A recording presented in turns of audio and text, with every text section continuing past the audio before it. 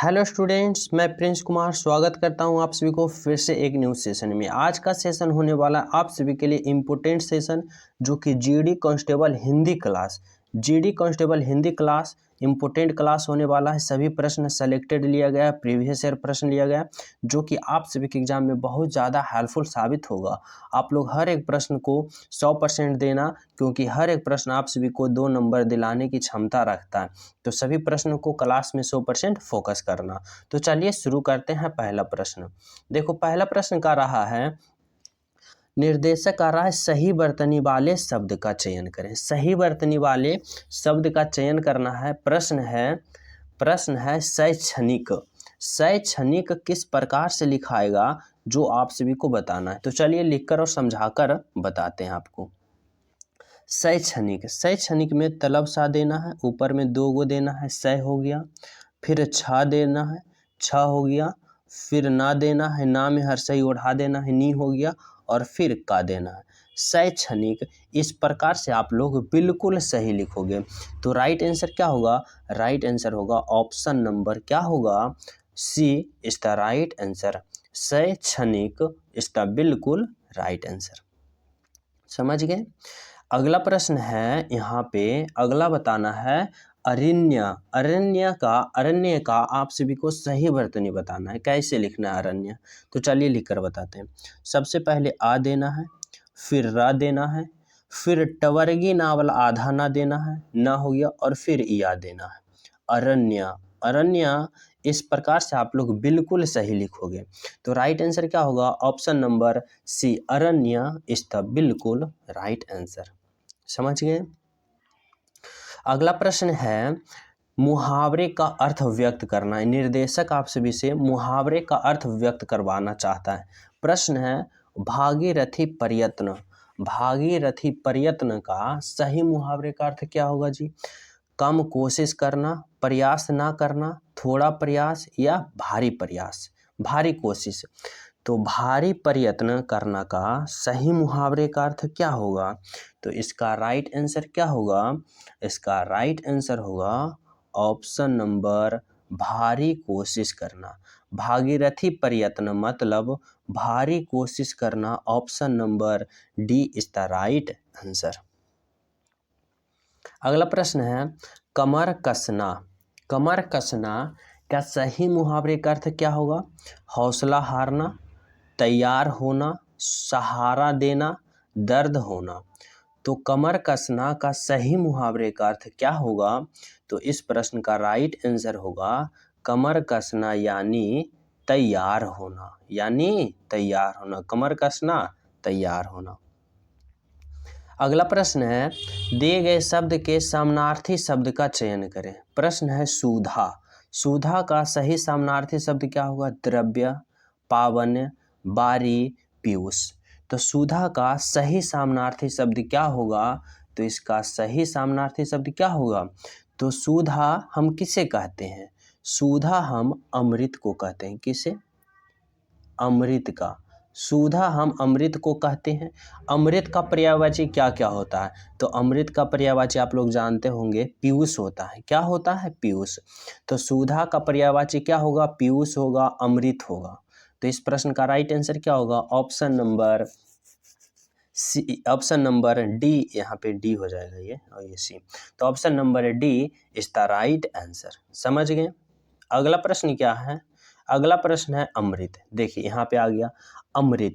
अमृत का पर्यायवाची तो अभी बताएं क्या होता है? सुधा होता है। Option number C is the बिल्कुल राइट आंसर। सुधा इज द राइट आंसर। अगला प्रश्न है दिए गए वाक्यांश के लिए एक शब्द चुनिए। निर्देशक क्या कर रहा है? दिए गए वाक्यांश के लिए एक शब्द चुनना है। प्रश्न है बिना पलक झपकाए। बिना पलक झपकाए क्या कहते हैं? मेष, निर्निमेष, पलक, या निमेष। तो बिना पलक झपकाए का सही क्या बताना है? एक शब्द बताना है। तो इस प्रश्न का राइट आंसर क्या होगा? राइट आंसर होगा कि बिना पलक झपकाए यानी निर्निमेष। उसे क्या कहते हैं? निर्निमेष। Option number B. अगला प्रश्न है जिसकी जड़ अथवा या आधार का पता ना हो। जिसकी जड़ या आधार का पता ना हो उसे क्या कहते हैं? निर्भय, निर्मम, निर्दय, निर्मूल। तो जिसकी जड़ या आधार का पता ना हो उसे हम क्या कहेंगे? उसे हम निर्मूल कहेंगे। Option number D is the right answer, निर्मूल। अगला प्रश्न है, दिए गए शब्द का विलोम चुने। दिए गए शब्द का विलोम बताना है। सौम्य, सौम्य का विलोम क्या होगा? अस्तुत्य, उग्र, निंदय या सेवित। तो सौम्य का विलोम बताना है। सौम्य का विलोम जिसे हम उल्टा शब्द कहते हैं तो क्या होगा? तो सौम्य का विलोम उग्र होगा। Option number B is the right answer. अगला प्रश्न है, रिक्त स्थान को भरने के लिए सबसे उपयुक्त शब्द का चयन करें। प्रश्न है, उनकी आपस में खाली स्थान हो गई। उनकी आपस में लवझड़ हो गई, गड़बड़ हो गई, खटपट हो गई या फटफट हो गई। तो उनकी आपस में क्या हो गई? तो यहाँ पे सही भरोगे, क्या भरोगे? खटपट हो गई। उनकी आपस में खटपट हो गई। Option number C. अगला प्रश्न है, रात को उल्लुओं के खाली स्थान आवाजें आ रही। रात को उल्लुओं की खाली स्थान आवाजें आ रही है कि कैसी आ रही है? टरटराने की, कूजने की या रोकने की या घुंघुआने की। तो उल्लुओं की आवाज़ कैसी निकालती है? उल्लुआ। तो उल्लुआ जैसे उल्लू कहते हैं, तो रात को उल्लुओं के घुंघुआने की आवाज़ आ रही है। क्या होगा? उल्लू घुंघुआता है। Option number D. अगला प्रश्न है, रेखांकित खंड को प्रतिस्थापित करने के लिए उपयुक्त विकल्प का चयन करें। प्रश्न है, थोड़ी देर बाद वे वापस लौट आए। वे वापस लौट आए की जगह सही ऑप्शन का आप सभी को बताना है। क्या होगा? आवश्यकता नहीं है। वे वापस लौट आए, वे लौट आए वापस, वे लौट आए। तो सही ऑप्शन क्या होगा? थोड़ी देर बाद, थोड़ी देर बाद वे लौट आए, वे लौट आए। तो ऑप्शन नंबर क्या होगा? Option number D is the right answer, ना कि वापस लौट आए। क्या होगा? थोड़ी देर बाद वे लौट आए। Option number D. अगला है, वह नहीं समझेगा इसलिए वह मूर्ख है। इसलिए वह मूर्ख की जगह क्या होगा? क्योंकि वह मूर्ख है, अतः वह मूर्ख है, इसके कारण वह मूर्ख है या आवश्यकता नहीं है। तो सही यहाँ पे ऑप्शन क्या होगा? वह नहीं समझेगा क्योंकि वह मूर्ख है। तो राइट आंसर क्या होगा? क्योंकि। यहाँ पे सही ऑप्शन क्या होगा? क्योंकि वह मूर्ख है।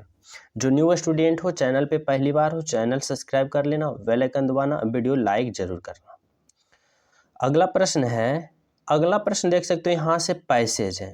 पैसेज ए है जो कि प्रीवियस ईयर पैसेज है।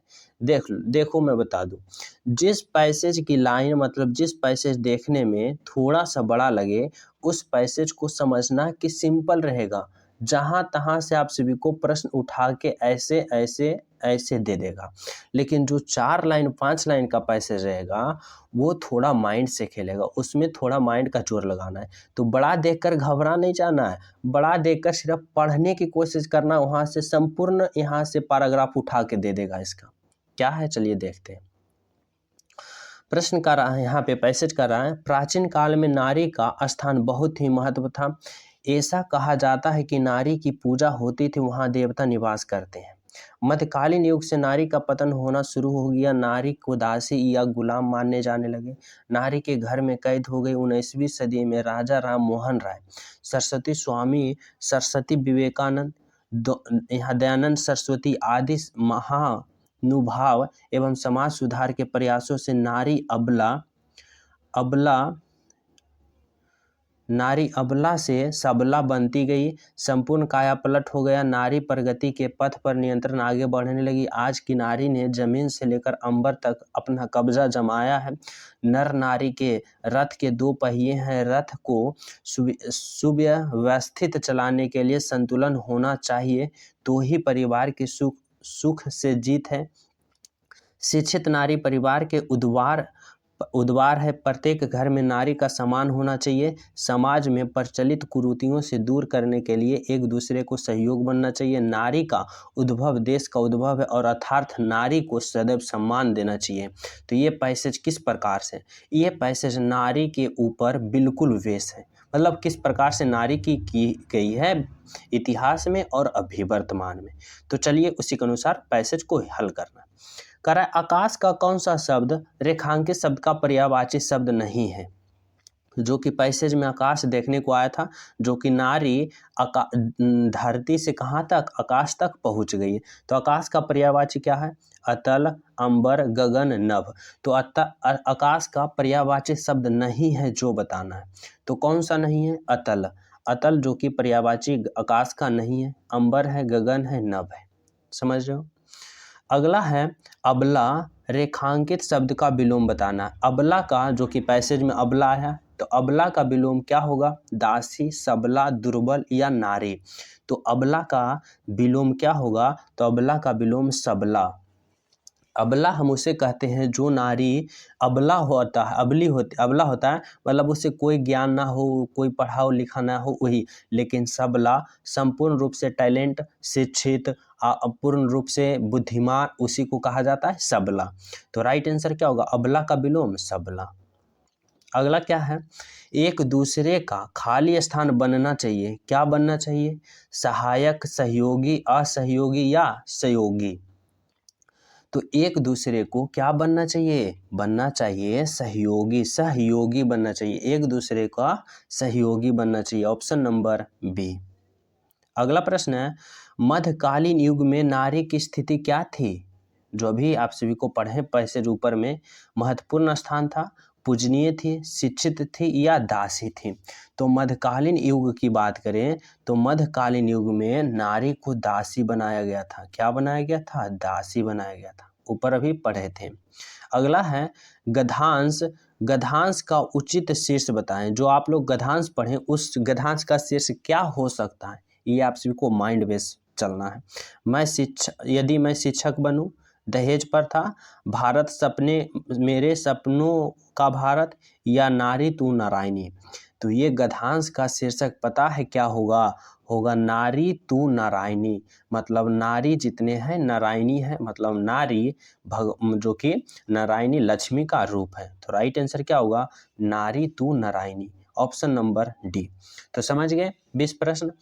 तो जो न्यू स्टूडेंट हो, चैनल पे पहली बार हो, चैनल सब्सक्राइब कर लेना, बेल आइकन दबा देना। देख सकते हो ये प्रीवियस ईयर का पैसेज कराया हूँ, जो कि किस प्रकार से बेस है, इसी प्रकार से आप सभी को एग्जाम में देखने को मिल सकता है।